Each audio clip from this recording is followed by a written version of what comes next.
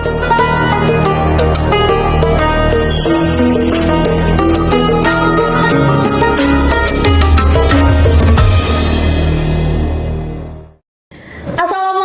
warahmatullahi wabarakatuh. Waalaikumsalam warahmatullahi wabarakatuh. Hai semuanya, kembali lagi bersama kami di Rapot Ramadan Podcast. Oh iya teman-teman, apa kabar nih semuanya? Semoga dalam keadaan baik-baik aja ya. Semoga puasa teman-teman di rumah lancar, amin. Perkenalkan, nama saya Dina Liza Nur Syafitri yang akan menemani teman-teman semua dalam podcast kali ini. Nah teman-teman, kita kedatangan bintang tamu nih, yaitu Pak Hendra Julianto SPD selaku Guru Pendidikan Agama Islam dan Pembina Rohis di SMA Negeri 2 Sumba Besar. Assalamualaikum Pak. Waalaikumsalam warahmatullahi wabarakatuh. Apa kabar Pak? Alhamdulillah baik. Alhamdulillah. Nah teman-teman, tema podcast kita kali ini yaitu mencari cahaya di malam 1000 bulan, di mana kita akan membahas salah satu malam yang sangat istimewa di bulan Ramadan ini, yaitu malam Lailatul Qadar. Malam yang disebut dalam Al-Quran sebagai malam yang lebih baik dari 1000 bulan. Nah, supaya kita bisa memahami lebih dalam tentang keistimewaan malam tersebut, langsung saja kita berbincang bersama narasumber kita hari ini. Pak, ketika memasuki bulan Ramadan, umat Islam sering mendengar tentang malam yang sangat istimewa, yaitu malam Lailatul Qadar. Namun mungkin masih ada sebagian orang Muslim yang belum memahami makna tersebut. Sebenarnya apa sih Pak yang dimaksud dengan malam Lailatul Qadar dan mengapa malam ini begitu istimewa bagi umat Islam? Oke, baik para pemirsa semua, para pemirsa sekalian. Malam Lailatul Qadar ini hanya ada di bulan Ramadan. Sebagaimana bahwasanya Ramadan itu adalah salah satu bulan di mana banyak keberkahan di dalamnya. Nah, salah satunya itu adalah malam Lailatul Qadar. Nah, untuk menjawab apa yang pertanyaan tadi, kita melihat kutipan dari Al-Quran, Quran Surat Al-Qadar ayat 1 sampai 3. A'udzubillahi minasyaitonirrajim. Bismillahirrahmanirrahim. Inna anzalnahu fi lailatul qadri khairum min alfi syahrin tanazzalul malaikatu warruhu fiha biidzni rabbihim min kulli ilal akhiril ayah. Nah, sesungguhnya Allah telah menurunkan malam kemuliaan atau yang kita kenal dengan malam 1000 bulan. Ya, jadi di malam Lailatul Qadar ini, kenapa malam ini dikatakan oleh Allah Subhanahu wa taala bahwasanya disebut sebagai malam kemuliaan? Karena sesungguhnya beribadah pada bulan ini itu kita akan mendapatkan pahala sebagaimana kita beribadah 1000 bulan, atau kurang lebih dalam banyak riwayat mengatakan 83 tahun 4 bulan. Nah, sekitar seperti itu. Jadi bayangkan kita beribadah 83 tahun 4 bulan. Dalam banyak hadis Rasulullah SAW juga dikatakan bahwasanya umur umat Nabi Muhammad SAW itu berkisar dari 60 sampai 70 tahun. Nah, ketika kita mampu meraih malam Lailatul Qadar, maka ibadah kita itu setara dengan 1000 bulan atau 83 tahun 4 bulan, seperti itu. Menarik sekali ya teman-teman penjelasannya. Pak, dalam Al-Quran sendiri kan sudah disebutkan bahwa malam Lailatul Qadar adalah malam yang lebih baik dari 1000 bulan. Jika kita bayangkan 1000 bulan itu sekitar 83 tahun seperti yang Pak katakan tadi, menurut Bapak apa sih makna dari pernyataan lebih baik dari 1000 bulan tersebut di kehidupan seorang muslim? Ya, lebih baik tentunya ada nilai lebih daripada ibadah-ibadah yang kita lakukan. Kalau misalnya kita melaksanakan sholat misalnya, itu kita akan diganjar oleh Allah Subhanahu wa taala 27 kali lipat sholat berjamaah. Nah, ketika ibadah yang kita lakukan dan mampu meraih malam Lailatul Qadar ini, maka ibadah kita itu sama. Bayangkan kita beribadah satu hari itu hanya 5-10 menit dalam satu waktu sholat misalnya. Nah, ketika kita mampu meraih ini, maka kemuliaan yang kita dapatkan atau keberkahan dari ibadah yang kita lakukan ini semakin tinggi dan semakin meningkat. Siapa yang tidak ingin ibadahnya itu menjadi lebih baik? Ya, siapa yang tidak ingin apa yang dia lakukan itu memiliki keberkahan, memiliki nilai lebih dari ibadah-ibadah yang dilakukan sehari-harinya. Oke teman-teman, dari penjelasan Pak tadi bahwa malam Lailatul Qadar memiliki ibadah yang nilainya itu sangat luar biasa dari malam-malam sebelumnya. Namun Pak, yang sering menjadi pertanyaan banyak orang nih, kapan sih sebenarnya malam Lailatul Qadar itu terjadi dan mengapa Allah sangat merahasiakan malam tersebut? Malam Lailatul Qadar oleh Allah, banyak riwayat mengatakan bahwasanya malam Lailatul Qadar itu adalah 10 hari terakhir dari bulan Ramadan. Ada juga yang mengatakan bahwasanya dari 10 hari terakhir itu di malam-malam ganjil daripada bulan Ramadan, 21, 23, 25, 27 dan 29. Nah, kenapa Allah merahasiakan? Kenapa Allah tidak menjelaskan atau memberitahukan kita langsung bahwasanya malam Lailatul Qadar akan turun di malam ke-25 Ramadan misalnya. Nah, jadi maksud dari Allah Subhanahu wa taala merahasiakan ibadah ini adalah bahwasanya agar umat Islam, agar orang-orang yang ingin meraih keberkahan daripada Lailatul Qadar ini betul-betul bersungguh-sungguh atau meluangkan waktunya secara khusus di 10 hari terakhir daripada bulan Ramadan itu. Ketika keistiqomahan yang dilakukan di 10 hari terakhir daripada bulan Ramadan agar mendapatkan keberkahan dari Lailatul Qadar itu, maka inilah salah satu rahasia dari Allah Subhanahu wa taala merahasiakan itu adalah konsistensi daripada kita selaku umat Islam atau orang yang ingin meraih keberkahan itu adalah tetap konsisten untuk melakukan kebaikan-kebaikan atau ibadah-ibadah yang kita lakukan, misalnya memperbanyak tahajud, kemudian memperbanyak baca Al-Quran di malam-malam itu.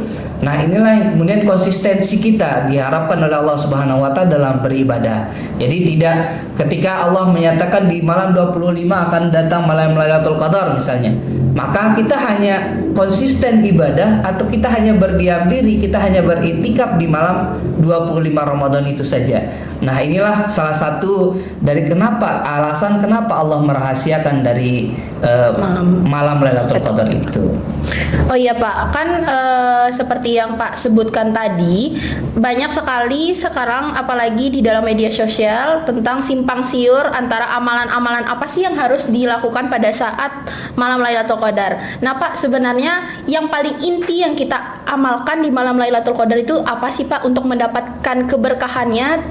Karena kan sekarang bisa dilihat di media sosial itu mungkin ada yang menambahkan tentang malam Lailatul Qadar, ada yang bilang kita harus sholat ini atau untuk melaksanakan ini. Menurut Pak itu bagaimana? Jadi di ibadah-ibadah dalam bulan Ramadan, terkhusus di 10 hari terakhir yang kita yakini bahwa di situ adalah malamnya Lailatul Qadar, ibadah-ibadah yang kita lakukan seperti yang dicontohkan oleh Rasulullah SAW. Ketika Rasulullah SAW berada di 10 hari terakhir dari bulan Ramadan itu, maka Rasulullah itu akan membangunkan seluruh anggota keluarganya. Apa tujuan dibangunkan? Untuk melaksanakan sholat tahajud. Artinya bahwa kita diminta untuk melaksanakan ibadah tahajud atau memperbanyak sholat malam di 10 hari terakhir daripada bulan Ramadan itu. Kemudian Rasulullah SAW juga akan mengencangkan ikat pinggangnya ketika mencapai 10 hari terakhir. Maksudnya apa? Adalah bahwa Rasulullah SAW akan melaksanakan sholat beliau itu di 10 hari terakhir itu lebih banyak daripada sebelum 10 hari terakhir daripada bulan Ramadan. Nah, kemudian amalan yang kita lakukan di 10 hari terakhir ini untuk mendapatkan malam Lailatul Qadar itu adalah dengan memperbanyak ibadah tahajud kita, kemudian memperbanyak zikir kita, kemudian memperbanyak tilawah Al-Quran kita. Jadi kemudian memperbanyak doa-doa kita agar keberkahan dari Ramadan itu tidak, atau dari malam Lailatul Qadar khususnya itu tidak terlewati sia-sia seperti itu. Nah, itu diantara amalan-amalan yang dicontohkan oleh Rasulullah SAW. Oke Pak, di antara amalan-amalan itu Pak bisa lihat kan sekarang generasi muda bagaimana perkembangannya. Menurut Pak gimana sih untuk memperlihatkan generasi muda agar dia ini bisa memanfaatkan malam terakhir di bulan Ramadan agar benar-benar melaksanakan ibadahnya? Karena bisa Pak lihat sekarang terutama di generasi saya ini kan Pak, dia ini lebih mementingkan aktivitas-aktivitasnya di dunia daripada mementingkan aktivitasnya yang mungkin akan membuat pahalanya di akhirat. Untuk Pak gimana sih Pak?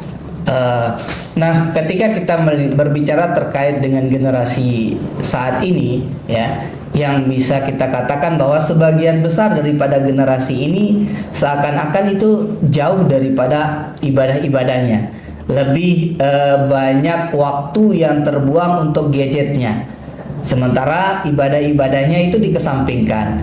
Nah, tentunya peran daripada pemimpin, peran daripada umaro kita, ulama kita dalam hal ini tentunya harus ada kolaborasi yang terjalin dengan baik. Nah, salah satu hal yang dilakukan di tempat kita atau di Kabupaten Sumbawa ini setelah kemarin di 2024 kalau tidak salah itu MUI Kabupaten Sumbawa itu bersama dengan DKM dari Masjid Agung Nurul Huda Kabupaten Sumbawa itu melaksanakan yang disebut dengan Ramadan Camp. Nah, ini adalah salah satu program dari MUI Kabupaten Sumbawa untuk mengajak kaum muda atau para remaja ini agar di 10 hari terakhir ini benar-benar mereka memanfaatkan waktunya untuk paling tidak mereka itu berdiam diri di masjid. Nah, apa sih program-program dari Ramadan Camp itu? Jadi Ramadan Camp tahun ini di tahun 2026 yang merupakan program kerja daripada Komisi Pendidikan di MUI Kabupaten Sumbawa ini bersama dengan Masjid Agung Kabupaten Sumbawa. Jadi anak-anak akan diberikan pengetahuan, anak-anak akan beriktikaf di situ.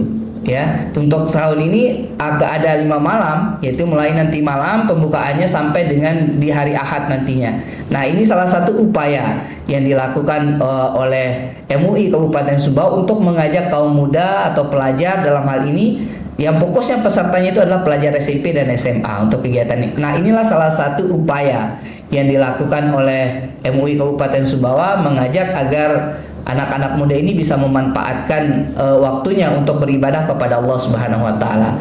Nah, mungkin dari peserta yang diikutkan dia akan nanti bisa bercerita bagaimana nikmatnya, pengalamannya beribadah di masjid itu yang tidak terganggu oleh hal-hal aktivitas seperti biasanya, lingkungan sekolah dan teman-temannya yang mengajak hal-hal yang kurang bermanfaat lah seperti itu. Paling tidak mereka nanti akan bercerita. Nah, dari cerita itulah yang kemudian diharapkan bisa memantik teman-teman lainnya agar di tahun-tahun berikutnya atau di Ramadan berikutnya ada terjadi perubahan seperti itu. Itu salah satu yang bisa dilaksanakan. Iya, terutama pada generasi muda ya teman-teman, karena bisa dilihat sangat miris sekali.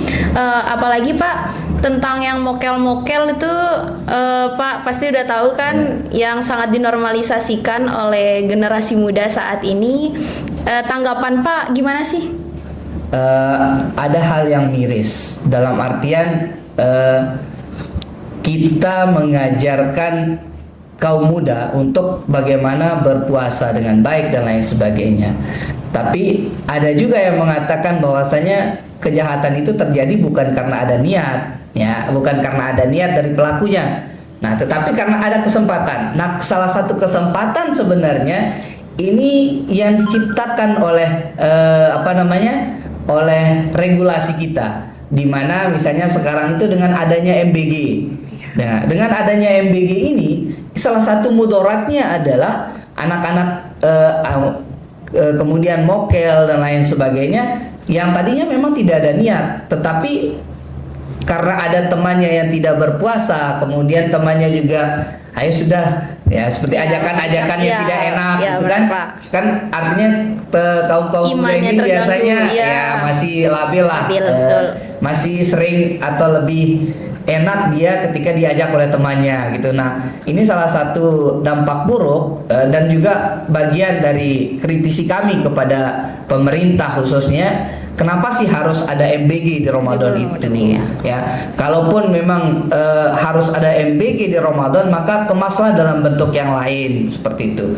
Tidak dalam bentuk memberikan makanan atau kemudian tidak memberikan makanan itu di jam sekolah dan lain sebagainya. Bagaimana kemudian program unggulan dari pemerintah itu bisa jalan, tetapi juga dibutuhkan inovasi juga. Bagaimana agar hal-hal yang tidak diharapkan, ya. yang tidak diinginkan itu terjadi. Nah, itu salah satu kritik kami bagaimana MBG ini menjadi salah satu penyumbang lah gitu, walaupun ada faktor-faktor lainnya. Tetapi seperti yang saya katakan tadi bahwasanya karena adanya kesempatan dibagikan di jam sekolah ketika anak-anak sekolah, kemudian kita tidak tahu bagaimana ketika pulangnya, ya, bagaimana ketika pulangnya itu lain sebagainya. Ini juga memicu salah satu faktor dari itu. Dan namun selain itu adalah bahwasanya niat dari dalam diri atau faktor internalnya dari dalam diri seorang anak itu, bahwasanya yakin bahwasanya puasa yang dia kerjakan bukan semata-mata ingin dilihat, ingin dipuji dan lain sebagainya.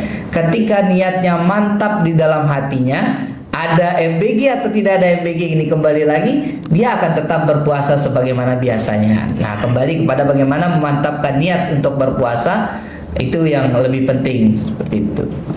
Nah, semua teman-teman, dari pembahasan hari ini kita dapat belajar bahwa malam Lailatul Qadar adalah kesempatan yang sangat mulia bagi kita umat muslim untuk memperbanyak amalan-amalan untuk mendekatkan diri kepada Allah Subhanahu wa taala, agar kita itu bisa tahu apa sih keberkahan yang kita dapatkan selain menahan hawa nafsu, lapar, dahaga di bulan Ramadan ini. Karena kita tidak tahu kapan tepatnya malam tersebut datang, maka sebaiknya kita memperbanyak ibadah, terutama pada 10 malam terakhir ya Pak ya. Semoga kita semua diberikan kesempatan untuk meraih keberkahan di malam Lailatul Qadar. Itu dia yang dapat kami sampaikan di podcast kita kali ini. Jangan lupa like, subscribe, and comment Semanda Broadcast Center. Terima kasih banyak Pak. Sama-sama. Saya selaku host pamit undur diri. Wassalamualaikum warahmatullahi wabarakatuh. Waalaikumsalam warahmatullahi wabarakatuh.